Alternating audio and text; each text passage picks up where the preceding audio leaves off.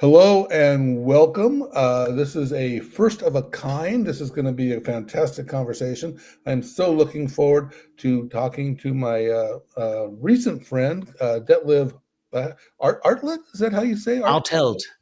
Okay, say it one more time. Actually, Detlev, why don't you just go ahead and say your name and introduce yourself? That might be the best way to do this. More than happy to do it. Hi out there. My name is Detlev Artelt, Artelt. Not easy to pronounce, as well as Detlev. Most people write it with an F at the end. It's an old German name. Yeah, what I'm doing, I'm in UCC as a consultant Uh-oh. and book writer and so on. Okay, I think we lost you there for a second there. At least I lost you there for a second. Um, so do another version of that real quick. Again, Detlev Artelt, my name. I'm in unified communication and all the technology of communication since ages. As well, I'm a speaker, on moderator, and book writer, mainly working as a consultant. Okay, and you are based where exactly? Because I know you as an esteemed German professional, but you're not even in Germany. So where are you? Germany have all these little neighbors, and I live in Belgium, just 300 meters behind the border, in a city here in Germany. It's called Aachen. And Aachen is a very nice university town. And a part of Aachen is in Netherlands, and another part is in Germany, even if this is not part of Aachen, but people live there. Okay, and so you live in Belgium, but I noticed you put a lot of content up on social media, and that's mostly in German. So Germany is your primary focus area. Is that accurate? Yeah, I'm in the German market since 1993 or something, doing IVR stuff, speech recognition, and all these things, mainly focusing on a German market. Several projects we have as well in Netherlands. I had an integration company in Netherlands or in Belgium. So, but the core market, and it's quite a huge market, is really acting in Germany. Okay, great. So I should introduce myself briefly. I'm Dave Michels, and this is and what I love talking to Detlev about so much is that I tend to focus more on the analyst role. I work closely with a lot of the vendors, cover the contact center space closely. Where Detlev tends to work more with end users and contact center organizations, and so I find that our conversations are really interesting, and I think that you're going to find this really interesting too because we're going to be covering at it from uh, from both angles. Um, so so my name's Dave, and we've got Detlev, and let's get to our first question. So our first question, I'm going to ask you, Detlev, to kick this off. Um, Agents, where are they? Where are they? Where are the agents? At home or in the office? What are you seeing and what are you hearing? There is still a move to being working wherever you like to live. And companies try to change this back after Corona things. So at the moment, we see more and more people like to work on sunny places or close to the beach or whatever, because we have this internet and we can use it for things like this. It's so easy. And lately, what one contact center moved to Mallorca, this famous German island in Spain in the Mediterranean. So many people like to live and work there. Yeah, no, and so before the pandemic, of course, location was very important. A lot of companies were moving to wonderful locations like you described. I used to be in the travel industry, and the travel industry had data centers and the typical places of where the data centers were. But then I think it was Amadeus actually opened up their data center in Nice, France, and purposely to attract more technical professionals to live in that environment. Then came the pandemic, and then it became mainstream. What's interesting in the U.S., and I think this is mostly a U.S. phenomena, Detlef, is that there's been a lot of pressure to return back to the office. I want to find your take on that in Europe, but I think this is largely coming from. No one really talks about this, but largely, I think a lot of big American companies were concerned that if everybody abandoned their office space, that we would have a commercial real estate crisis and a recession. So you saw a lot of large companies that are kind of tied to the general economy, like Amazon, for example, um, in, implement return to office mandates. And you mostly saw that at big companies. A lot of small companies are like, "Hey, we know it works. We know that we can work from home. We're here. We want to work where, like you say, Detlev, where the climate's better, and our employees are happier and they're more productive. All these upsides." But a lot of big companies have pushed a lot of pressure. Now, I think that's going to be like a 10-year thing, because once we get past, once we distribute the lease renewals, then the will pressure of the commercial real estate won't be as strong, and I think we'll just go back to more remote work. What's your take on that, Detlef? It's more or less the same here in Europe. And sorry for all the sun I'm getting here in East Belgium in my face. We have the same situation. Many companies try to bring the people back, either for having more control on them, thinking they have more control on them, or trying to make something out of the offices, but nobody wants to commute an hour in the morning for just being behind a computer, which he has as well at home.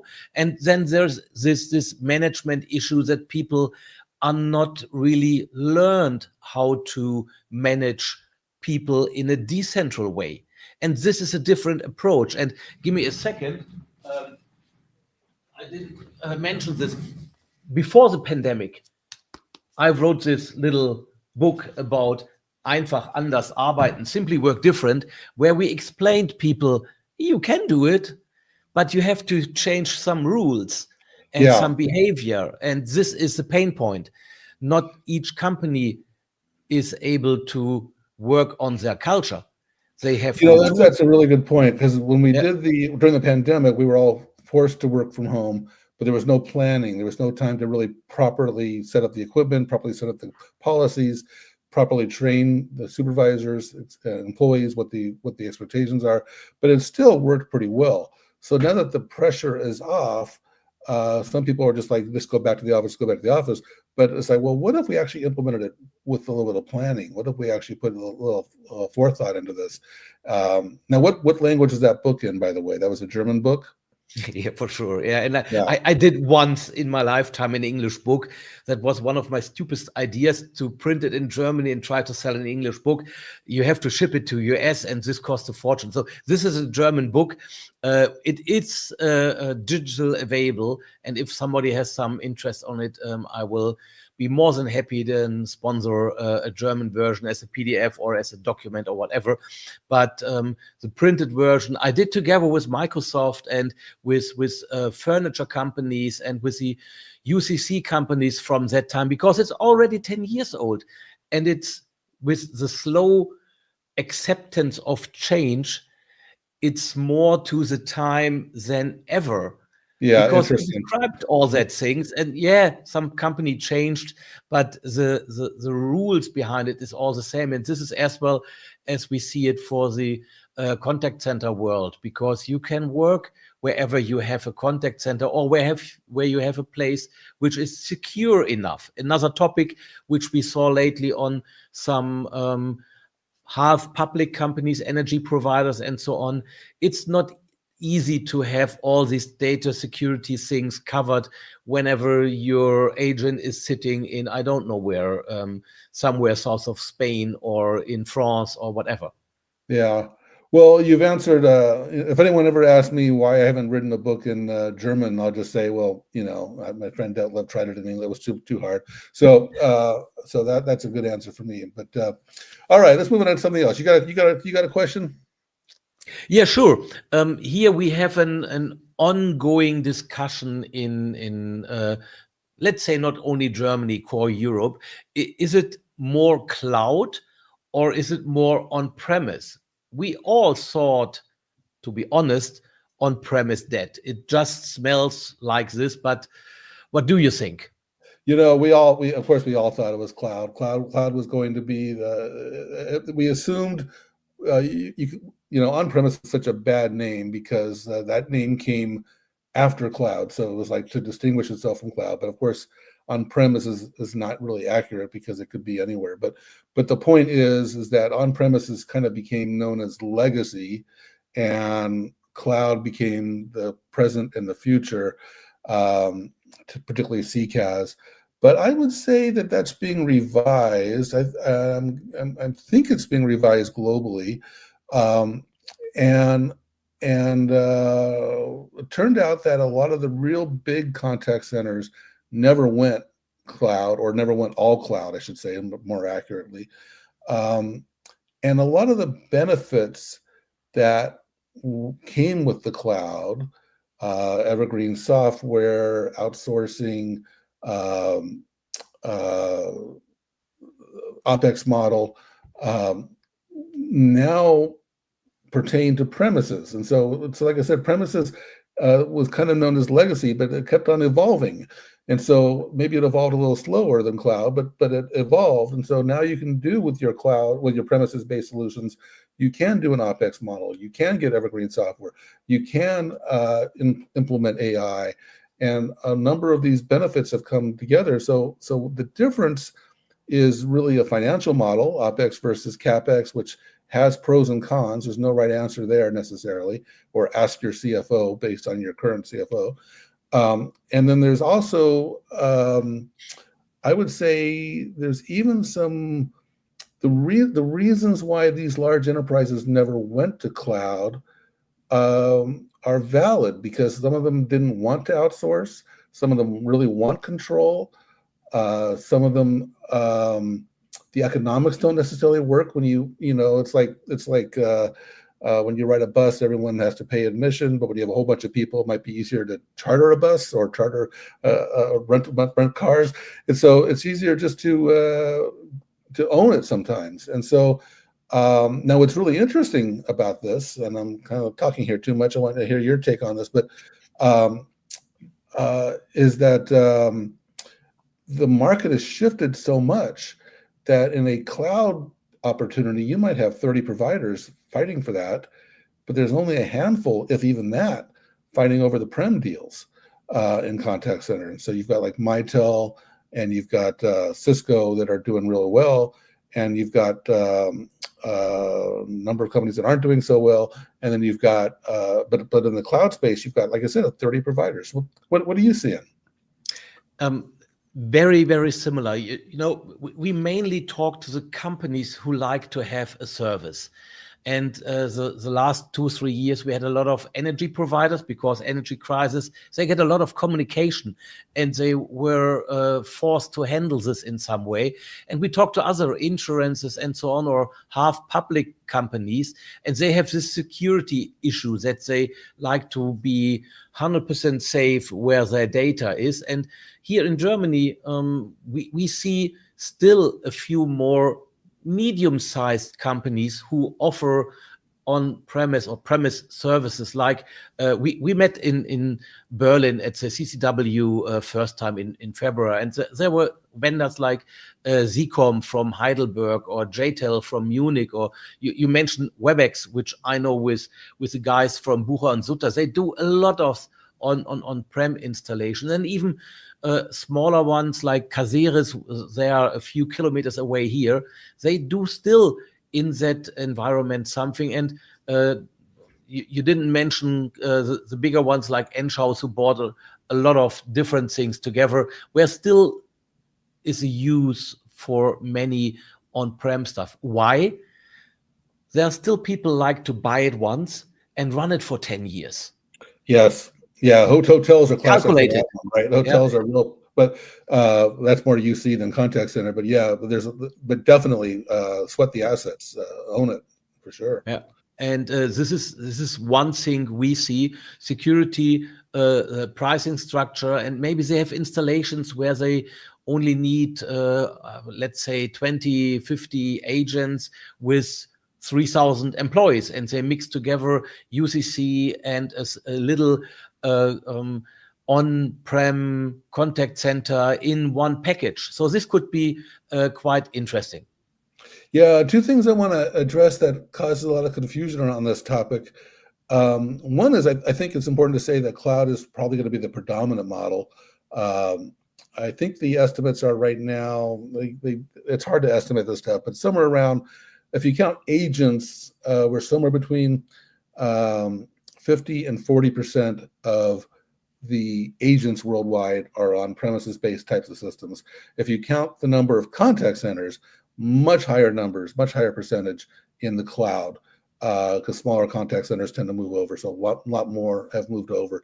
But agents are the larger contact centers, and so that's been lagging. Another thing that I wanted to highlight is that a lot of people think that the main reason to move to the cloud is AI. And that's an interesting double-edged sword, because AI is moving so quickly that certainly AI is available on the premises-based models. But as larger enterprises in particular are implementing their own AIs, they're downloading their own models and creating their own models and putting them in their own data centers, it's actually going to favor premises-based solutions a little bit more. They can run the whole thing in their data center and not have any external data going in and out of their data center. So I think that those are two really interesting things that are in play. And Dave, there's one thing in the middle.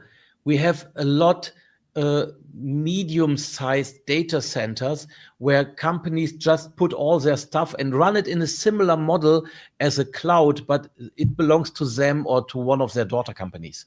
Yeah, and so that's why I said premises is such a misleading title, because you could run a premises-based solution on-prem, you could run it in a private data center, you could run it on a cloud data center, you could run it, and so it's basically just really a single tenant model. And that's the other thing, single tenant model versus a dedicated instance of a multi-tenant model. It's getting really kind of confusing. What is the differences between these products, because they're getting very similar in their scope. So, but for the client, it's way more easy because they can choose. They can choose what they like to have. They can think about.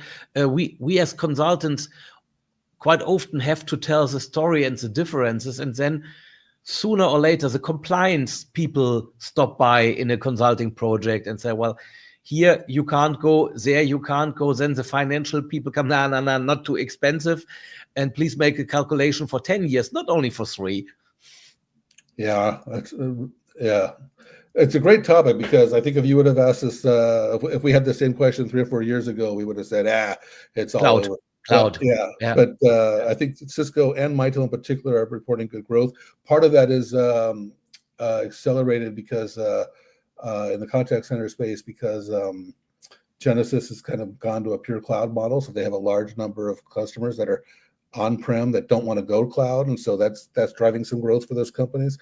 And another one is Avaya, of course. Avaya's had so much distress that a lot of customers have been trying to move off of that. But these are big contact centers, and they move slowly. Yeah, but we see this as well here. Many after the third time they struggled with something, companies tend to go away, or at least start to look to find something which fits into their infrastructure, because quite often these services are deeply connected to different kind of systems, special CRM or ERP systems, which is not as easy to connect a cloud service. All right. Well, I think we covered that one. Let's. I'm going to ask you. You work with contact centers. I find it so much more interesting to talk to the vendors. The actual customers, they always have confusing, boring things. So let me just cut to the chase here and ask you: when you're talking to contact centers, what are they asking you about? What are they curious about? What kind of questions are you getting? It's from here to there. Mainly, the core topic is omni-channel. So contact centers like to have more channels available than just email and telephone and maybe a chat or a website or Now, is there agreement on what omni-channel is? Nope. There is a nice picture I always use for it, that you can connect as many channels here in the front, mix them in the middle, have some business logic, and have some people working on it to send out again something or to take an order or whatever. So for me, it's a company choose the amount of communication channels they like to use, they like to open to their clients, and you have to be very carefully. For example, if you open a social media channel, you have to deliver. If you open a Twitter, you have to deliver. People will ask there, people will do questions. If you open a chat on, I don't know where, Facebook or these other platforms, you have to connect this channel and have to be able to deliver this. Otherwise, people complain and people will mix and jump between channels. If you don't have a good CRM in the middle of an omni-channel solution, you are in problems. Now, are you starting to see RCS in that omni-channel conversation? Yes, a lot of omni-channel solutions are in a cloud, and it's way more easier for them to do all the services. But quite a few of them have to connect to local databases. Okay. What else? Yeah. What else are they asking you about? They like to mix together the different things. So they like to have a workforce management. They like to have a big ticket system, for example. They like to have all the other things combined, and they don't name it contact center. It's some kind of customer thing, something. And then we have to educate companies a little bit to structure it in a smart way. Figure out what channels you like to deliver today, tomorrow, and maybe in 2-3 years, and then On the decide. channels, let me ask you. You went right to some social channels. Let me ask you: is voice a channel or is voice a requirement? And the second one is email. Is email a channel or is email a requirement? I mean, I Whenever know they're channels, but are they channels for discussion or are they just assumed to be the voice email set, you won't find a solution without this. You might have different amounts of usage. So there are some solutions where you have a lot of email or just a little, where you have a lot of incoming call or outgoing calls or documents you have to create and manage. But none of this, either if you stay in the same area, is the same. So each omni-channel solution is a little bit different for each client. Now, I'm surprised when I asked you about what they're asking you about that you went right to omnichannel. I would have assumed that the number one thing that they're asking you about is automation or AI. Yeah, sure. Everybody is talking about automation, but about what level? You don't want to have one of these ugly chatbots where you have to click things and nothing happens, and then somebody points you to an FAQ. You like to have a smart AI-driven thing which acts like service and not controlling a machine, and don't get any better result as reading the website. Okay. Are you seeing consistent inquiries around automation, or is it all over the map? Normally, what we see is companies already have some voice automation. They have a little bit of email automation, which is easy to do, and they don't have chat or AI agent. Again, as we met in Berlin at the biggest show here in Europe, there was AI on every booth. Everyone is trying to do something with AI agents or AI services here. And companies like to have more automation, but not just automation. They like to have qualified, high quality automation, which drives results and not only avoid customer interaction. So there is something in between.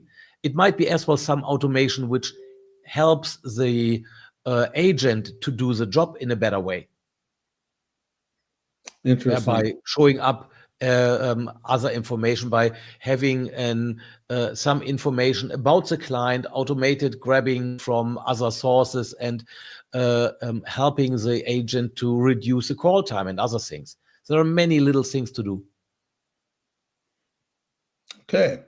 Yeah. I have another question into your direction. Is this CC pure play or more combo play? You Um, started talking about that in that last one about how customers should uh, build their contact center. You touched on a few different platforms there. This is a big debate, and the debate is there's no right answer, obviously, but it has a lot to do with who's asking about who, right? And so some of the vendors, of course, have very strong opinions. Vendors like Genesis, for example, believe that you should buy from a contact center vendor and like them. Vendors like, let's say, Ring Central or even Nice think that no, you should buy if you need unified communications, you should get that from us, and reduce your number of vendors you deal with. So some of the vendors are based on in different camps. It has a lot to do with who the buyer is, right? Because IT buyers tend to want to reduce the number of vendors they have to deal with, and integrations. So they tend to like the big combo plays. But the uh, department heads, the contact center managers, they're not really concerned about that. So they tend to write RFPs that are much more appropriate for pure plays. And I got to say that it's interesting because once you, for example, in the Magic Quadrant and even the Forrester Wave, they talk about there's drivers driving CCAS sales, and they say that reducing vendors is part of that. But both those documents kind of are thinking of like workforce engagement and contact center. They see those as a very logical combination. Neither one of those documents really see UC as part of that. And then there's a whole nother combo play kind of emerging from Google and Amazon and maybe even Microsoft, where it's more about the cloud infrastructure and where your data is, and that combo play, or maybe even Microsoft Office is part of the combo play, or Teams. And so the question is, if you're going to do a combo play, what's in the combo? And then if you're not going to do a combo play, then you've got a number of if you want to do a best of breed strategy, you've got a number of great breeds to choose from. I think it's an amazing question because we hear, like at the financial results, quarterly results, a number of companies citing their combo play, 8x8, Ring Central, that hey, it's our combo play that is driving sales. And then you hear from other companies like Five9 or Genesis that no, it is our pure play that's driving sales. And so it's different buyers, different vendors, big market. What are you seeing? There are some good combos around who covers a lot. But as being a consultant and going deeper with the client into the needs, it doesn't fit all the time. If you, for example, have a very special need for, I don't know, a huge amount of tickets, or for some very special AI features, not everyone is having everything. So the core functionality is good in a combo. Then it comes to where do you need to connect to? And not everyone is able to connect to this or that, as I mentioned before, CRM or ERP or other funny databases where all the customer information is stored. And this is still a big thing in many projects. On the other hand, it reduces the amount of trouble you can get if you have only, let's say, the easy way, one butt to kick to run your service in a good way. But on the other hand, we see as well, for example, not many have a VFM integrated in the omnichannel solution, or not everyone has the other special tools integrated in this. So therefore, you might mix two or three things together. All right. Well, we're about the half hour mark, but I want to do one more question here. And this is a touchy one. Um, it's a touchy one, and but a perfect question for you, actually, being a European resident and advisor and consultant. Um, I've been spending a lot of time in Europe, as you know, and I've been picking up a little bit of American backlash. I'm finding a lot of companies are actively choosing to do business with non-American options. Now, are you seeing that? Are you seeing an American backlash? And I think this is mostly being driven. What I'm seeing is mostly being driven by the tariff issues that are going on in the U.S., the NATO issues, and a lot of the changes that are recently happening in the U.S. Internationally. So is this something, because it doesn't get a lot of airplay in the U.S. I've seen getting it more and when I'm visiting different places in Europe. But as a full-time European consultant resident, what are you seeing? I see this as well. Even a few years ago, we made a big project with a client, and we choose a lot of different players for the long list. Normally, we have 10, 12 companies on a long list who might fit. And then compliance stopped by, as I mentioned before, and said, well, we see there are European companies who can solve this problem of an omni-channel contact center. So if this is the case, we please delete all US companies from the list, not because political things, not because whatever happened with this and that, mainly due to the fact that there is no, for my understanding, and I'm not a lawyer, no clear agreement that American government, whatever, can't be stopped to look into data. This is what I hear from companies, what they answer as a reason that they like to be fully under GDPR compliant. There are some lawyers in Europe, whenever there's a new agreement, they try to work on this for whatever reason, mainly for data security and privacy and so on.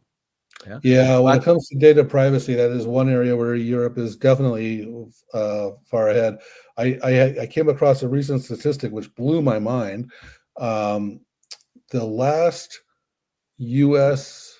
federal law around consumer privacy was passed by Ronald Reagan, and it had to do with a video rental store was not allowed to reveal customers' video rental habits or history. And so that was the last law that we passed. Meanwhile, in Europe, I don't even know if we can count them all. I mean, GDPR gets the most attention, but even before that, you had the right to be forgotten, and obviously the Digital Services Act, and I can't even list them all. There's probably about 8 or 9 of these laws of providing security, privacy. Now, a lot of Americans will say that's a problem for Europe because that's why when you look at the Magic Quadrant, whatever, there's almost all American companies. But a lot of the Europeans, they say, no, we rather have smaller companies that aren't as powerful, that respect our privacy. Your point, though, about, I'm not a lawyer. I don't know how much the federal government has right to a lot of these databases, but I think there's lots of workarounds. I mean, we always hear about in the U.S. Whenever there's like a suspected criminal of some kind, they always reveal their Google how to get away with a crime. They searched this on Google just the week before the crime was committed. So how do they get this information isn't quite clear all the time. But this is a big topic for many people thinking, living, enjoying privacy, that no one is allowed to dig into private data. It depends on where you store it. So in the contact center space, if there's an American backlash, who is poised to benefit from this? And I think there's 2 answers here. And so I'm going to give you the second answer first. You give me the first answer. The second answer is there are some American firms that are rising above it. And so, for example, I was just at the NICE event, NICE Interactions, and they make a big deal about data sovereignty. So it's an American company, but they've met a lot of data sovereignty requirements. And so I think there's a handful of American companies that are playing to the European rules and regulations pretty seriously. And so I think that's the second answer. I think the first answer is some European companies that are doing really well, that are possibly going to get a little more attention because of this backlash. What's your answer on that? Yep, it's similar. So if you look for functionality, you get way more better, way more sexy looking and so on functionality from a typical US company, as they are doing all these cloud things since a little bit longer. On the other hand, you have other companies who offer a good functionality, fair enough to use, quite powerful, as a European company hosted in Europe without access to China or other countries. So this is not only, and this is quite important to understand, not a backslash only on US. It's something where people in Europe look for data security. And you see the same with Huawei or other companies who are not really banned, but not much longer in several tenders if it's a public company, because if there are backdoors or whatever, I don't know exactly, but if there is no 100% data security, data owned by their companies, people tend to choose something else. Yeah, very good. And this happens all the time in the projects where we help small to big clients. So there might be even clients who perfectly fit for a wonderful cloud service, but they give restrictions to the consultant. All right. Well, you heard it here first, folks. But yeah, there definitely seems to be a little bit of a backlash going on. Don't know how long that's going. Don't know if that's going to build or fade, but there's certainly something going on there now. Well, with that, I believe as a European resident, you've got a big vacation to get on to. So wish you a bon voyage on your upcoming travels, and thank you so much for having this conversation with me. Dave, it was a pleasure with all the old stories we share. Love to meet you whenever you are around here in Belgium or in I'll be back Germany. at that CCW where I met you. I'll be back at that CCW Berlin. That was a great event. Yeah. When is that? That's going to be. It's always in February. I don't have the date yet, but it's for me a full week, 3-day conference with a lot of activities, and it's worth going there. Yeah. Fantastic. Okay. Well, thank you so much. Well, I will have my dinner now, and you probably your lunch or something. That's right. All right. Yeah. Okay.